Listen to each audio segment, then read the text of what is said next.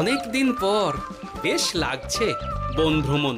মাঝে মাঝে কাজের ফাঁকে এইসব জায়গায় এলে মন খুব ভালো লাগে।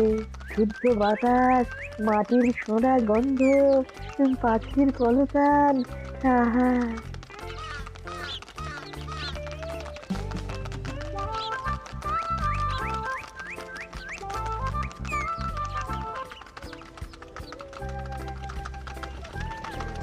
মহারাজের রথ থামছে।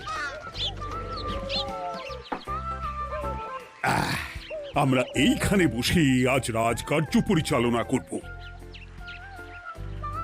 মন্ত্রী, তুমি ঝটপট এখানে বসার বন্দোবস্ত করে দাও। আমি এক্ষুনি ব্যবস্থা করে দিচ্ছি মহারাজ। এই এখানেই আমাদের বসার জন্য ছাউনি করে দাও। এক্ষুনি করে দিচ্ছি মন্ত্রী মশাই। এরা বসার জায়গাটা করে দিক, ততক্ষণ আমরা একটু হেঁটে আসি।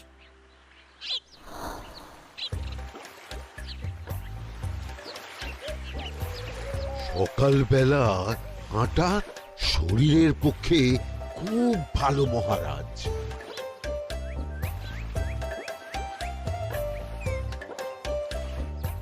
আগেকার দিনে রাজা মহারাজরা এই সব বনে মৃগয়া করতে আসতেন। মৃগয়া একদম ভালো নয় মন্ত্রী। তুমি জঙ্গলে আসছো অন্য প্রাণীদের মারতে। কেন মারবে? ওরা তো তোমার কোনো ক্ষতি করেনি। না, তা করেনি, কিন্তু তখন ওটা রাজা মহারাজাদের খেলা ছিল। শুনেছি আপনার প্রপিতামহ খুব ভালো বাঘ শিকার করতেন, অনেক বাঘ মেরেছেন। মন্ত্রী, তুমি একটা কথা হয়তো জানো না। আমার প্রপিতামহ শিকার করতেন, কিন্তু কোনো স্বাভাবিক জানোয়ারকে নয়, যে বাঘ মানুষ খেকো হয়ে প্রজাদের ক্ষতি করত। আমার প্রপিতামহ সেই সমস্ত বাঘদেরই মারতেন। এছাড়া উনি বন্য প্রাণী সংরক্ষণ করতে বড়ই ভালোবাসতেন।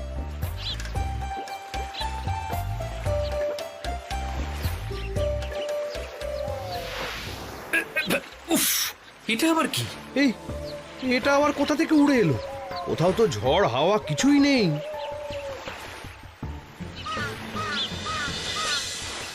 একটা ধাঁধা মহারাজ, এই কাগজে লেখা। ধাঁধা? পড়ো দেখি। জোয়ার ভাটা প্রভুর খেলা, ভাটা হবে হলে বেলা, ভাটা হলেই দেখা যাবে লাল রঙের এক পাথর পাবে, নদীর ধারে গর্ত করে যত্নে সাজাই কলস ভরে, হেথায় হোথায় ছড়িয়ে যাহা অন্ধকারে জলে তাহা, ঢুকলে চক্ষু ঝলসে যাবে, হাতের কাছে ঘন্টা পাবে, ঠিক ঘন্টা বাজলে পরে পড়বে ঝরে থরে থরে, ঘন্টা যদি হয় ভুল যেন তুমি হারাবে কুল, ঠিক ঘন্টা চিনতে হলে নকশা দেখো চক্ষু খুলে, সিন্দুক দেওয়ালে হাত দাও আসল ঘটনা জেনে নাও। ওরে বাবা, খুব দীর্ঘ ধাঁধা। তা মন্ত্রী, তুমি কিছু বুঝলে? এটা একটা গুপ্তধনের নকশা। এর মধ্যে গুপ্তধন কোথায় আছে তার একটা ধারণা দেওয়া আছে। গুপ্তধন? ওটা আমাকে পেতেই হবে, পেতেই হবে। দেখি দেখি একবার কাগজটা দাও। গোপাল, কাগজটা আগে আমার হাতে দাও, দেখি ভালো করে। এখন নদীতে জোয়ার চলছে গোপাল। একটু পরেই ভাটা শুরু হবে। হ্যাঁ, ভাটা না হলে কিচ্ছু বোঝা যাবে না। এখানে স্পষ্ট লেখা আছে, ভাটা হলেই দেখা যাবে লাল রঙের এক পাথর পাবে। তার মানে আমাদের ভাটা হওয়া পর্যন্ত অপেক্ষা করতে হবে। না, সময় নষ্ট না করে ধাঁধাটার সমাধান করতে শুরু করি। ভাটা হলে একটা লাল রঙের পাথর দেখা যাবে, এই পর্যন্ত পরিষ্কার আছে। বুঝতে হবে ওর পর থেকে। পড়ো গোপাল, চলো আমরা সবাই বুদ্ধি লাগাই। নদীর ধারে গর্ত করে যত্নে সাজাই কলস ভরে। এটার অর্থ ধাঁধাটা মাথায় বসিয়ে নিয়েছি, এবার কে কি বলবে সেটা শুনতে হবে। চলো গোপাল, আমরা ধাঁধা যেমন যেমন বলেছি তেমন তেমন ভাবেই চলি। চলুন মহারাজ, এখন আমাদের দেখতে হবে লাল পাথর। কোথায় আছে লাল পাথর? চলো চলো সবাই, চোখ কান খুলে আমরা নদীর পাড় ধরে হাঁটি। আমি একটু তফাতে হাঁটি। গুপ্তধন আমাকে একা পেতে হবে। ভাটা হলেই দেখা যাবে লাল রঙের এক পাথর পাবে। আমাকে চোখ কান খোলা রাখতে হবে। লাল পাথর, নদীর চড়ায় লাল পাথর দেখতে হবে। লাল পাথর, লাল পাথর। ওটা কি? এই তো লাল পাথর, লাল পাথর। আমরা অনেকটা এগিয়ে গেছি, ওদের আমার দিকে নজর নেই। এই সুযোগ, এই সুযোগ, একা একা গুপ্তধন নিয়ে পালাবো। আহ, এ, এ।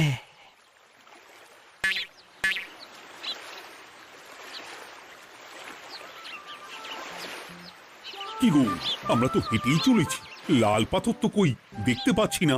আরেকটু হাঁটতে হবে মহারাজ, গুপ্তধন বলে কথা, ওকে আর সহজে ধরা দেয়? সেটা অবশ্য সঠিক কথা।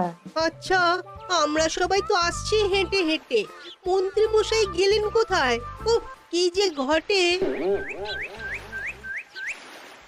সত্যি তো, মন্ত্রী কোথায়? ও সেনাপতি, মন্ত্রীকে দেখেছো? কই না তো মহারাজ। তাহলে কোথায় গেলেন মন্ত্রী মশাই? এই জঙ্গলে বাঘ ভাল্লুক আছে, শেষে কিনা বাঘে নিল। হায় হায় হায়, মন্ত্রী গিন্নির কাছে আমি কি মুখ দেখাবো? হুম, বাঘ ভাল্লুকের পেটে যাবার লোক তো মন্ত্রী মশাই নন। ও গোপাল, কি ভাবছো? কিছু তো একটা বলো। এখন আমাদের মন্ত্রী মশাইকেই খুঁজতে হবে। তবে মন্ত্রী মশাই বাঘ ভাল্লুকের পেটে যায়নি। তুমি নিশ্চিত হচ্ছ কি করে? অত পেঁচালো মানুষকে বাঘ ভাল্লুক গন্ধ শুকেই ছেড়ে দেবে, হজম করতে পারবে না। না না না, এখন রসিকতা করার সময় নয়, আমাদের মন্ত্রীকে খুঁজে বার করতেই হবে। কোথায় গেল মন্ত্রী? চলো চলো, গুপ্তধন মাথায় থাক, চলো মন্ত্রীকে খুঁজি। আহ, মন্ত্রী কোথায় গেল কে জানে। একবার পুরো ধাঁধাটা ঝালিয়ে নি। ভাটা হলেই দেখা যাবে লাল রঙের এক পাথর পাবে। ভাটা হয়েছে, লাল রঙের পাথরের মাথায় চাপ দিয়ে গুহার মুখও খুলেছি। এবার এবার নদীর ধারে গর্ত করে যত্নে সাজাই কলস ভরে। এটাই তো ঠিক বুঝতে পারছি না।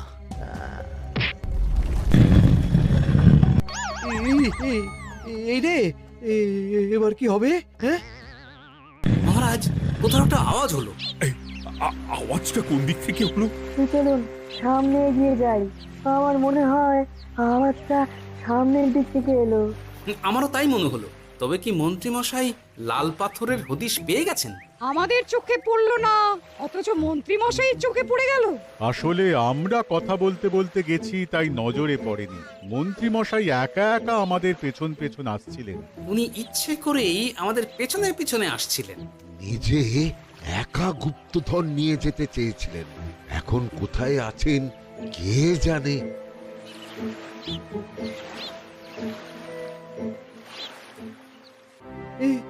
অন্ধকারে কিছু দেখতে পাচ্ছি না তো। ধাঁধাতে কি ছিল? হ্যাঁ, কি ছিল?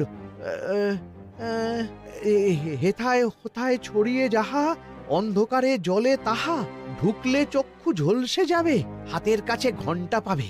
পেয়েছি পেয়েছি, ঘন্টা ঘন্টা ঘন্টাটা পেতে হবে। ঘন্টাটা ঘন্টাটা ঘন্টা। ভাটা হলেই দেখা যাবে লাল রঙের এক পাথর পাবে, নদীর ধারে গর্ত করে যত্নে সাজাই কলস ভরে, হেথায় হোথায় ছড়িয়ে যাহা, অন্ধকারে জলে তাহা, ঢুকলে চক্ষু ঝলসে যাবে, হাতের কাছে ঘন্টা পাবে। ঠিক ঘন্টা বাজলে পরে পড়বে ঝরে থরে থরে, ঘন্টা যদি হয় ভুল যেন তুমি হারাবে কুল। ঠিক ঘন্টা চিনতে হলে নকশা দেখো চক্ষু খুলে, সিন্দুক দেওয়ালে হাত দাও, আসল ঘটনা জেনে না। এবারে ভালো করে ঠান্ডা মাথায় ভাবতে হবে। ভাটা হলেই দেখা যাবে লাল রঙের এক পাথর পাবে। সেই লাল পাথরটাই তো খুঁজে পাওয়া যাচ্ছে না, অথচ মন্ত্রী মশাই খুঁজে পেলেন। আওয়াজটা কোথা থেকে আসছিল? এই কাছে পিঠে এই কোথা থেকে আওয়াজটা আসছিল।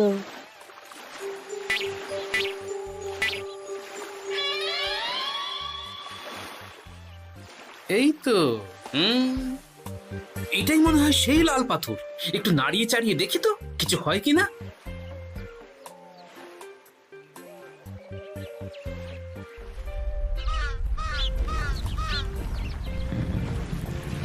এই তো, কাজ হয়েছে।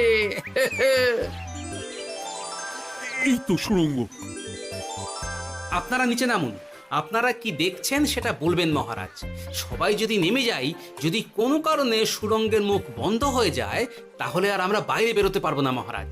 গোপাল ঠিকই বলেছে, আমরা দুজন বাইরে থাকি।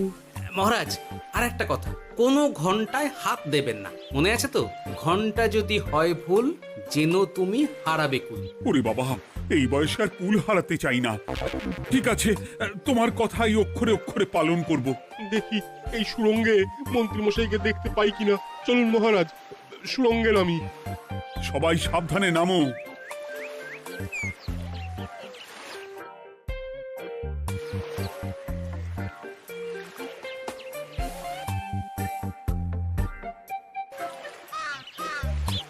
মহারাজ, ওখানে কি কি দেখতে পাচ্ছেন? ওখানে কি মন্ত্রী মশাই আছেন? না গোপাল, মন্ত্রীকে এখনো দেখতে পাইনি। শুধু আমি এখানে অজস্র পাথর দেখতে পাচ্ছি। পাথরে পাথরে ছয়লা, ছোট বড় অজস্র।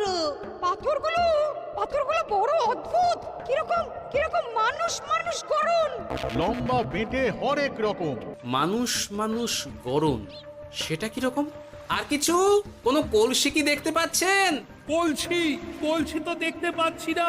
মহারাজ, কলসি থাকতেই হবে, কারণ ধাঁধায় লেখা আছে নদীর ধারে যত্ন করে যত্নে সাজাই কলস ভরে। গর্তটা আসলে হলো সুড়ঙ্গ, কিন্তু কলস। মহারাজ, মহারাজ, এইদিকে এইদিকে একটা কলসের মতো কি যেন আছে। এইদিকে আসুন, এদিকে এদিকে। হ্যাঁ গোপাল, দেখতে পেয়েছি। এবার আমি যেরকম যেরকম বলবো সেই রকম সেরকমই করবেন। আমি বিজ্ঞানীকে নদী থেকে জল তুলে পাঠিয়ে দিচ্ছি। পাত্র কোথায় পাবে? আমাদের জল খাবার যে পাত্র আছে সেটা আনতে লোক পাঠাচ্ছি। ঠিক আছে। শুধু একটা কথা বলছি, আপনারা কেউই সুড়ঙ্গের ভেতরে কোনো কিছুতে হাত দেবেন না। কেন গোপাল? সব পরে বলবো, এখন আমি যা বলছি সেটা শুধু মনে রাখুন। সুড়ঙ্গের ভেতরে কিছুতে হাত দেবেন না। ঠিক আছে। প্রহরী, তুমি যাও, যেখানে আমাদের বসবার আয়োজন করা হয়েছে সেখানে গিয়ে একটা জলের পাত্র নিয়ে নদী থেকে জল ভরে নিয়ে এসো। গোপাল, মন্ত্রী মশাই কোথায় গায়েব হয়ে গেলেন? কোথাও গায়েব হয়ে যাননি বিজ্ঞানী, কোথাও গায়েব হয়ে যাননি উনি ওই সুড়ঙ্গের ভেতরেই আছেন। কিন্তু কেউ তো ওনাকে দেখতে পাননি। সম্ভবত পাথর হয়ে আছে। এখন কিভাবে পাথর হয়েছেন সেটা তো আমি বলতে পারবো না। সবটাই স্বপ্নের মতো লাগছে। ঠিক যেন স্বপ্নের মতো লাগছে। এই জীবনে সুরঙ্গ দর্শন হয়ে গেল। আমাদের পাতাল প্রবেশ। পাতালে আসিয়া আমি মনে মনে বলি, গুপ্তধর নিয়ে আমরা যেন সৎ পথে চলি। তোমার এখনো কাব্য আসছে সভাকবি? আসছে মানে কাব্যের সাথে আছে রোমাঞ্চ, করছে গা শীত, হচ্ছি আমি অধীর। মহারাজ, জল দিয়ে বিজ্ঞানীকে পাঠাচ্ছি। কি করতে হবে বিজ্ঞানীকে সব বলে দিয়েছি। তুমি ভেতরে আসবে না? আসবো ঠিক সময়ে। এখন আমি যেমন যেমন বলবো আপনি ঠিক তেমন তেমন করবেন। ঠিক আছে। বিজ্ঞানী, যেমন যেমন বললাম ঠিক তেমন তেমন ভাবে কলসিকে জল দিয়ে পরিষ্কার করবে। মনে রেখো, ধাঁধায় আছে কলসি সাজাই যতন কর। তুমি একটা কথা মনে রেখো বিজ্ঞানী, কোথাও হাত দিও না কিন্তু। ঠিক আছে গোপাল, তোমার উপস্থিত বুদ্ধির তুলনা নেই। আমি যাচ্ছি গোপাল। সাবধানে সাবধানে। মহারাজ, বিজ্ঞানী যাচ্ছে। সাবধানে নামো, সাবধানে। মহারাজ, এই কলসিটা কোথায়? ওই তো, একটু সাবধানে যাও।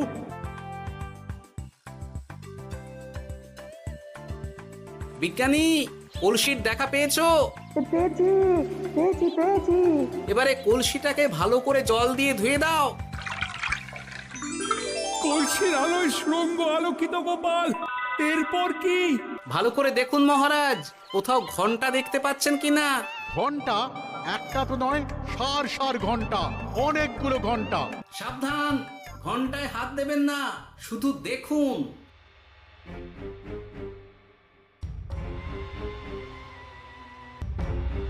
মহারাজ, আমরা গুপ্তধনের খুব কাছে চলে এসেছি। তাই নাকি? কি মজা কি মজা, এবার খাবো ক্ষীরের গজা। আহ, সভাকবি চুপ করো, এখনো আমরা গুপ্তধন পাইনি। বাবার মুখে দাঁড়িয়ে সবগুলো তারা আঁকা। বিজ্ঞানী, কোনো ঘন্টায় চাঁদের নকশা করা আছে কি? একটু দেখে বলো না। আমি আতস কাজ নিয়েই দেখছি, সব ঘন্টাতেই তারা আঁকা। খবরদার, কোনো ঘন্টাকেই ছোঁবে না। ঠিক আছে, কোনো কিছু না ছুঁয়ে আমি দেখছি। পেয়েছি গোপাল, চাঁদ আঁকার ঘন্টা পেয়েছি। ওই ঘন্টাটা বাজাও, বাজাও।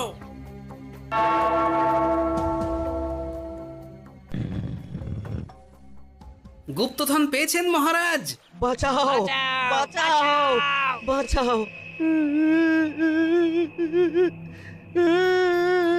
বাঁচান মহারাজ, বাঁচান বিজ্ঞানী, মহারাজ, মন্ত্রীর গলা পাচ্ছ না?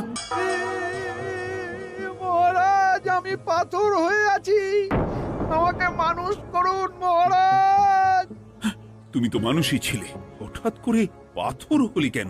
মহারাজ, গুপ্তধন পেয়েছেন? পেয়েছি, তার সাথে মন্ত্রীকেও পেয়েছি। মন্ত্রী এইখানে কোথাও পাথর হয়ে দাঁড়িয়ে আছে। দাঁড়ান মহারাজ, এবার আসছি। সাবধানে এসো। আমি ভেতরে যাচ্ছি, বুঝলে? যদি কোনো কারণে দেখো পাথরটা গুহার মুখটা আটকে দিয়েছে, অমনি তোমাদের কাজ হলো পাথরটাকে ছুঁয়ে ফেলা, বুঝলে? ঠিক আছে গোপাল দাদা। আমার মনে হয় বিপদ আর কিছু ঘটবে না, তবুও সাবধানের তো মান নেই। ঠিক আছে, তুমি নিশ্চিন্তে ভেতরে যাও। বাঁচাও, আমাদের বাঁচাও, আমাদের সবাইকে মানুষ করুন। আমাকে মানুষ করুন মহারাজ।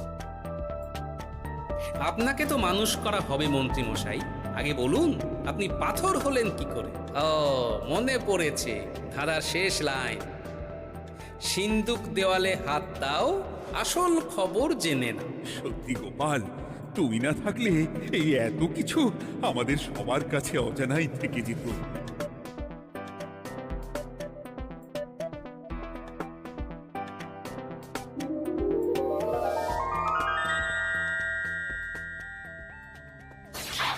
ধন্যবাদ আমাকে মুক্ত করার জন্য। আপনি কে? আমি যক্ষ। আমাকে এই ধন সম্পত্তি পাহারা দেওয়ার জন্য এক ডাকাত দলের সর্দার যক্ষ করে রেখেছিল। আমি 100 বছর ধরে এইখানে যক্ষ হয়ে আছি। আমি তোমার জন্য মুক্ত হলাম গোপাল। এই সম্পত্তি তোমার গোপাল। সম্পত্তি নিয়ে আমি কি করব? আমি এই সব সম্পত্তি মহারাজকে দান করলাম, রাজ্যের অনেক কাজ হবে এতে। তুমি ধন্য গোপাল, তুমি ধন্য। এবার আমার যাবার সময় এসেছে, আমাকে যেতে হবে। যাবার আগে এই পাথরগুলোকে মানুষ করে যান। এরা সব লোভী। আমি আমার সীমিত ক্ষমতায় এই গুপ্তধনের ধাঁধাকে এখানে যারাই ভ্রমণ করতে আসে তাদের হাতে তুলে দিই, কিন্তু কেউ এই ধাঁধার সমাধান করতে পারে না। সবার মনে লোভ কাজ করে, এই লোভ এদেরকে পাথর করে রেখেছে। পাথর হলো কি করে? একটা মানুষ এসে বুক ভরা লোভ নিয়ে আধা পুরো না জেনে পাথরে হাত দিলেই সে পাথর হয়ে যাবে। আমাদের আমাদের আমাদের ভুল ভুল হয়েছে, আর লোভ আর করবো লোভ না, করবো না। আমাদের বাঁচাও। আমাকে মুক্ত করে দিন, আমার খুব ভুল হয়েছে মহারাজ, মুক্ত করে দিন আমায়। তুমি এখানে আগে এসেছিলে, তাই তো আগে এসে ভাবলে নিজেই একা একা গুপ্তধনকে হরপ করে দেবে। এদিকে তোমাকে না দেখতে পেয়ে আমাদের কত চিন্তা হচ্ছিল। যারা লোভী তারা কারো কথা ভাবে না, শুধু নিজের কথা ভাবে। আমাকে আর একটা সুযোগ দিন, আমি আর লোভ করব না মহারাজ। ও, তোমার কথার কোনো দামই নেই। না মহারাজ, আমাকে আমাকে আর একটা সুযোগ দিয়ে দেখুন, আমি আর লোভ করব না, আমাকে মানুষ করুন মহারাজ। আমাদের সবাইকে আমাদের মানুষ সবাইকে করুন। মানুষ করুন, দয়া দয়া করে করুন, দয়া মানুষ করুন। করুন। যক্ষরাজ, এদের আপনি ক্ষমা করে দিন। ঠিক আছে, তোমাদের আবার মানুষ করে দিচ্ছি।